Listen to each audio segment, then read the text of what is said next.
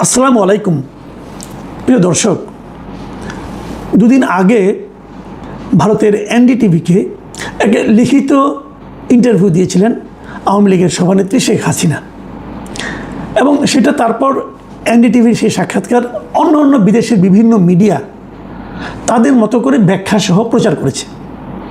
NDTV তার মতো করেছে, সেটার থেকে চুম্বক অংশ নিয়ে অথবা বিশেষ একটা অংশ নিয়ে অথবা বাস্তবতাকে কী বাস্তবতায় শেখ হাসিনা ইন্টারভিউ দিলেন সে বিষয়ে বিভিন্ন মিডিয়া, আল জাজিরা বলেন, রয়টার্স বলেন, এরা কিন্তু ওটা থেকে নিয়ে নিউজ করেছে।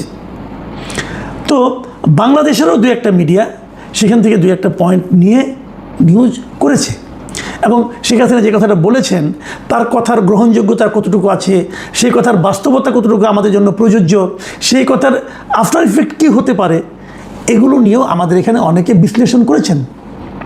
এখন প্রশ্ন হচ্ছে, শেখ হাসিনার বক্তব্য প্রচারে আমাদের এখানে আদালতের একটা নিষেধাজ্ঞা আছে, কারণ আদালত বলেছে শেখ হাসিনার বক্তব্য প্রচার করা যাবে না। যাবে না যে জিনিসটা, এখন সেটা কি আমাদের এখানে যারা প্রচার এর মধ্যে করেছে, এর আগেও কিন্তু করেছে, এর আগে আমি দেখেছি হুবহু অনেক মিডিয়া প্রচার করেছে।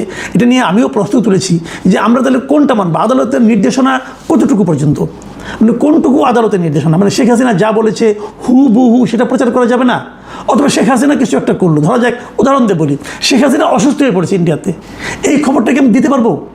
অথবা ধরা যাক শেখ হাসিনা মারাই গেলেন ইন্ডিয়াতে, এটাকে আমি দিতে পারবো? অথবা ধরেন শেখ হাসিনা ইন্ডিয়া থেকে আমেরিকা চলে গেলেন, অথবা ইন্ডিয়া থেকে অন্য কোনো দেশে পাঠিয়ে দিল, সেই খবরটাকে আমি দিতে পারবো? এবং ইন্ডিয়া ত্যাগ করার সময় উনি কী কী কথা বললেন সেটাকে আমি লিখতে পারবো? দেখুন, এই যে সীমারেখাটা, এটা ডিটেল থাকা দরকার। না থাকলে কি হবে, না থাকলে আমি তো বুঝতে পারবো না যে কতটুকু আমার অপরাধ, নাকি এমন হবে যে শেখ হাসিনার নামটাই উচ্চারণ করা যাবে না, এটাও কিন্তু হতে পারে। আমার মনে আছে অনেকদিন আগে এটা ঘটনা শুনেছিলাম, এটা ঘটনা না কৌতুক আমার ঠিক আমি ঠিক কনফার্ম হয়ে বলতে পারবো না, বাট শুনেছিলাম। সেটা হলো 91 সালে যখন নাকি এরশাদ সাহেবের পতন হলো, এরশাদের পতনের পর নতুন 91 সালে ক্ষমতায় আসলেন বেগম খালেদা জিয়া সরকার, এবং তখন নাকি ওই যে বিভিন্ন রাষ্ট্রীয় অনুষ্ঠানে দেখবেন আপনার ওই মৌলভী সাহেবরা একটা মোনাজাত ধরেন অথবা কোরআন তেলাওয়াত করেন, কোরআন তেলাওয়াত করে ওনারা তারপর বঙ্গানুবাদ করেন অথবা ব্যাখ্যা করেন। তো ওখানে কিন্তু বলেন যে এখানে এরশাদ হচ্ছে এরকম, মানে এরশাদ মানে এটা ব্যাখ্যা হচ্ছে, অনুবাদ হচ্ছে এরকম। তখন নাকি একবার বলা হয়েছিল যে এরশাদ নামটাই নেওয়া যাবে না, যেহেতু এরশাদের পতনের পর আমরা হয়েছি, পতনের পর নতুন সরকার এসেছে, অতএব সরকারি অনুষ্ঠানে মৌলভী সাহেবদেরকে বলে দেওয়া হয়েছিল আপনারা এরশাদ শব্দের উচ্চারণ করবেন না, অন্য কোনো বিকল্প শব্দ ব্যবহার করবেন। এটা সত্য না মিথ্যা আমি জানি না, তবে আমি শুনেছিলাম ওই সময় অনেকের কাছে, সিনিয়রদের মুখে, তখন তো আমার বয়স একটু কম ছিল, তো শুনেছিলাম। তো আমরা কি হাসিনার শব্দটাই উচ্চারণ করতে পারবো না? যদি হাসিনার শব্দটা উচ্চারণ করার ক্ষেত্রে বাধা হয়, তাহলে তো আমি তো এর মধ্যে এই অনুষ্ঠানে এবং গতকালকে তার আগের দিন বেশ কয়েকবার নামটা উচ্চারণ করে ফেলেছি, কী করব? অথবা যখন আমরা আগের সরকারের কথা বলবো, সেই সরকারের কোনো আপনার খারাপ দিকের কথা উল্লেখ করব, যখন তার নিন্দা করব, তখনও কি আমরা ওনার নাম উচ্চারণ করতে পারবো না? অথবা উনি কিছু ভালো কথা নিশ্চয় করেছেন সেগুলোকে বলতে পারবো না? দেখেন, এগুলো একটা বিকট একটা সংকট আমি মনে করি। কারণ সীমারেখাটা আপনাদের বলে দেওয়া উচিত। আপনি তো বলবেন এত কথা বলা দরকার কি ভাই, তোমার সীমারেখা নিয়ে তোমার প্রশ্ন করছে? হ্যাঁ, করেছে। আজকে সরকারের যে বিভিন্ন রকম সাফল্যের কথা বলতে যে একটা প্রেস ব্রিফিংয়ে সরকারের একজন খুবই গুরুত্বপূর্ণ ব্যক্তি, প্রধানমন্ত্রী তথ্য বিষয়ক উপদেষ্টা ডাক্তার জাহিদুর রহমান কিছু কথা বলেছেন। তিনি যে কথা বলেছেন আমি আপনাদের আগে পড়ে শোনাই, শুনুন উনি কী বলেছেন। উনি বলেছেন যে শেখ হাসিনার যে সাক্ষাৎকারের কিছু অংশ আমাদের গণমাধ্যমে প্রচার হয়েছে, এই প্রসঙ্গে সাংবাদিকদের প্রশ্নের উত্তরে উনি বলেছেন যে অনেক মিডিয়া এই কাজ করছে, তারা আদালতের নির্দেশনা মানছেন না, এটা একটা বাস্তবতা। তথ্য মন্ত্রণালয় প্রাথমিকভাবে গণমাধ্যমকে আহ্বান জানাচ্ছে তারা যেন এই কাজটি না করেন, প্রয়োজনে বিষয়টি আনুষ্ঠানিকভাবেও জানানো হবে। মানে গণমাধ্যমগুলোকে তথ্য মন্ত্রণালয় জানিয়েছেন আপনারা এই কাজটা করবেন না, মানে শেখ হাসিনার সাক্ষাৎকার বিষয়টা প্রচার করবেন না। খেয়াল করেন, কিন্তু তারা প্রাথমিকভাবে জানিয়েছেন, পরে আনুষ্ঠানিকভাবে জানাবেন। আচ্ছা, ধরা যাক প্রাথমিকভাবে জানানোতেই কোনো গণমাধ্যম শেখ হাসিনা সংক্রান্ত কোনো নিউজ প্রচার করলো না, কিন্তু সোশ্যাল মিডিয়া কি বসে থাকবে? ইউটিউব কি বসে থাকবে? ইন্ডিয়ান মিডিয়া কি বসে থাকবে? আল জাজিরা, রয়টার্স তারা কি বসে থাকবে? এএফপি কি বসে থাকবে? তারা তো প্রচার করবে। এখন তারা যদি প্রচার করে, সোশ্যাল মিডিয়ায় পাওয়া যাচ্ছে, ফেসবুকে পাওয়া যাচ্ছে, ইউটিউবে পাওয়া যাচ্ছে, কিন্তু আমাদের যে মিডিয়াগুলো আছে, আমাদের দেশে যে টেলিভিশনগুলো আছে, আমাদের দেশে যে পত্রিকাগুলো আছে, সেখানে পাওয়া যাচ্ছে না। তাহলে এই পত্রিকাগুলি কি প্রতিযোগিতায় পিছিয়ে যাবে না? এমনি তো তাদের সবসময় একটা কম্পিটিশনের মধ্যে থাকতে হয়। এখন লোকে কি ভাববে, ভাই পত্রিকা পড়ে কোনো লাভ নাই, বাংলাদেশের টেলিভিশন দেখে কোনো লাভ নাই, কারণ এরা তো শেখ হাসিনার খবরই দিতে পারে না, এরা তো কোনো খবরই দিতে পারে না, এরা আরও কত খবর বন্ধ করে কে জানে। তাহলে তথ্য মন্ত্রণালয় যেখানে আমাদের সংবাদ মাধ্যমকে, আমাদের গণমাধ্যমগুলিকে আন্তর্জাতিক গণমাধ্যমের সঙ্গেও টেক্কা দেওয়ার মতো বাস্তবতা তারা তৈরি করতে পারে, খবর দ্বারা পরিবেশন করতে পারে, সেক্ষেত্রে সরকার যেখানে হেল্প করবে, তো হেল্প না করে তারা বরং বিরোধিতা করতেছে, তারা বরং এদের সামনে একটা প্রতিবন্ধকতা তৈরি করতেছে। কিন্তু বিদেশি সংবাদ মাধ্যমের সামনে কোনো প্রতিবন্ধকতা নেই। তো লোকজন আজকাল তো অনলাইনের যুগ রে ভাই, আমার মোবাইলে বসে আমি আল জাজিরা দেখতে পারি, আমার মোবাইলে বসে আমি রয়টার্স দেখতে পারি, আমার মোবাইলের টিপ দিয়ে আমি এনডিটিভিও দেখতে পারি। তাহলে তো আমি ওটাই দেখবো, মূলটাই দেখবো, এখানে আমি আসবো কেন? কারণ এখানে তো এটা কোনো ব্যাখ্যা করা যাবে না। এই জায়গাটিতে কিন্তু বুঝতে হবে।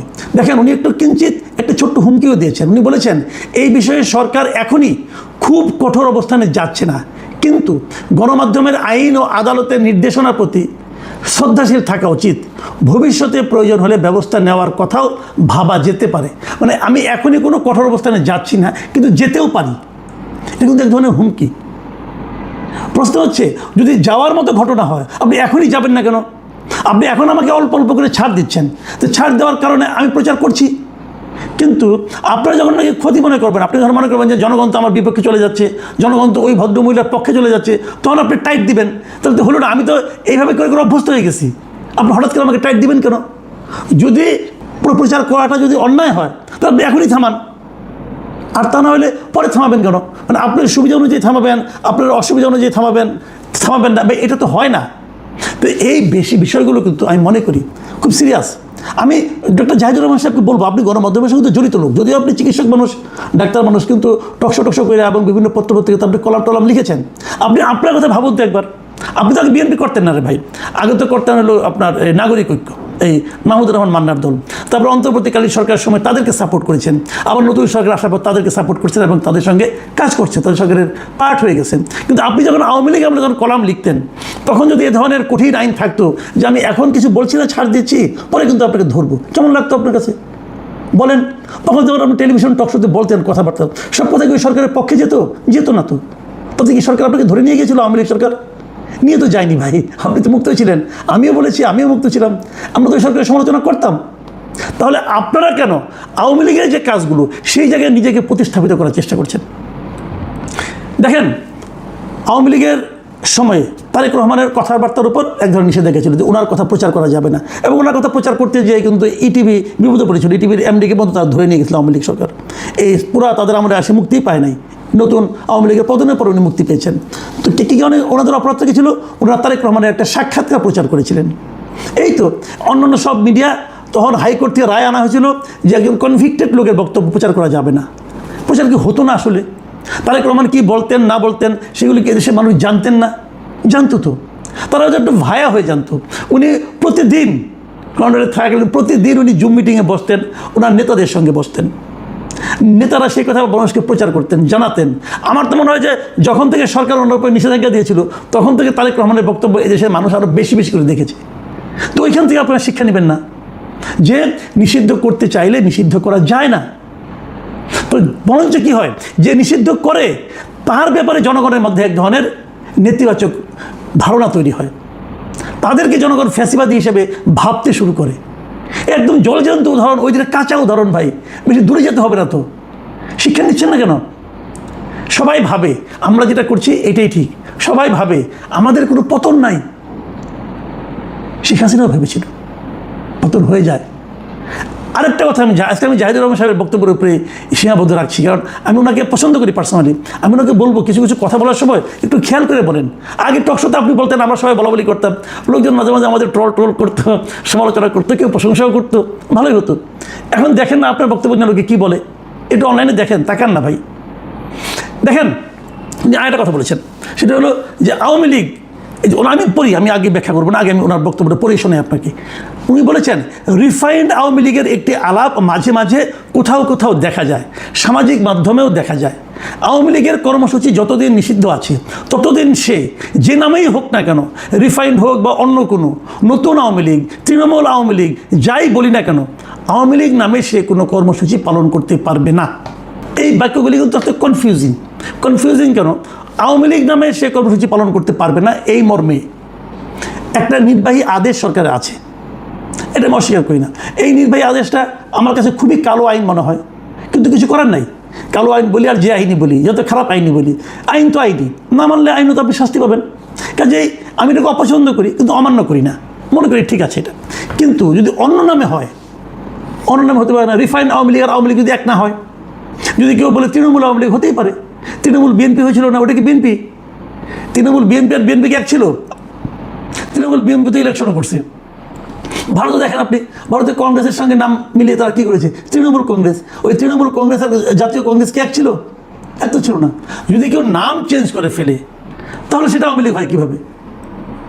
এই যে আপনাদের কঠোরতা, এই কঠোরতার অন্তিম গন্তব্য কোথায় সেটা নিয়ে জনগণ ভাবছে কিনা জানি না, আমি আপনাদেরকে ভাবতে অনুরোধ করছি। এই আপনাদের এই কঠোরতা, এর নেট রেজাল্টটা কি? যদি ভাবতে কষ্ট হয়, একটু অতীতের দিকে তাকান, তাকালেই অনেক উদাহরণ পেয়ে যাবেন যে একটা পলিটিক্যাল ইডিওলজিকে, একটা রাজনৈতিক আদর্শকে এভাবে নির্বাহী আদেশ দিয়ে বন্ধ করলে তার পরিণতি কি হয় একটু চিন্তা করবার চেষ্টা করেন, স্মরণ করবার চেষ্টা করেন। প্রিয় দর্শক, এখন এই পর্যন্তই। আল্লাহ হাফিজ।